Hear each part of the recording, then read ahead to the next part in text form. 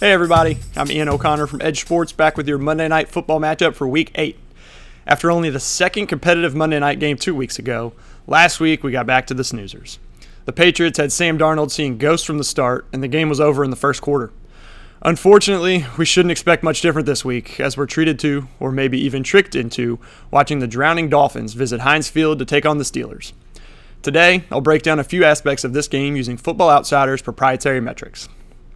We'll start with the Dolphins, since there's really not much to say about them.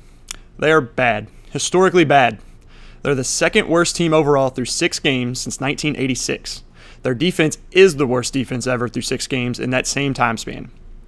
They generate the 3rd worst adjusted sack rate on defense and allow the 3rd highest adjusted sack rate on offense.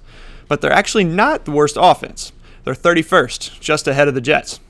And of the 4 offensive and defensive categories, the only one they aren't last in is rush offense, where they're only 25th.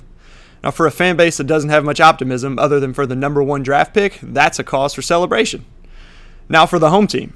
After struggling to the 4th worst defense through the first 2 games, the Steelers have rebounded with 4 straight top 12 performances, giving them the 8th best defense coming into this week. Their adjusted sack rate is 3rd best in the league, so they make life hard for opposing passers. They've faced a couple less than stellar offenses in that time, and this week they should smother the Dolphins. Now on the other side of the ball, Pittsburgh has had to use 3 quarterbacks this season. They're only 22nd in overall offense, and they haven't quite been able to figure things out without Ben Roethlisberger. But one thing is for sure. Whether we see Mason Rudolph or Devlin Hodges under center, the Steelers are set up for a big day against this Dolphins defense. Pittsburgh's run game hasn't been as efficient as last year, partly due to poor line play. But James Conner is 3rd among running backs in receiving. And along with that, the Steelers' offensive line is 1st in pass protection, with an adjusted sack rate allowed of only 2.5%, the only team below 4. So in conclusion, the Dolphins are bad, and this one shouldn't be close. We currently have Pittsburgh as the favorite with a 90.7% GWC.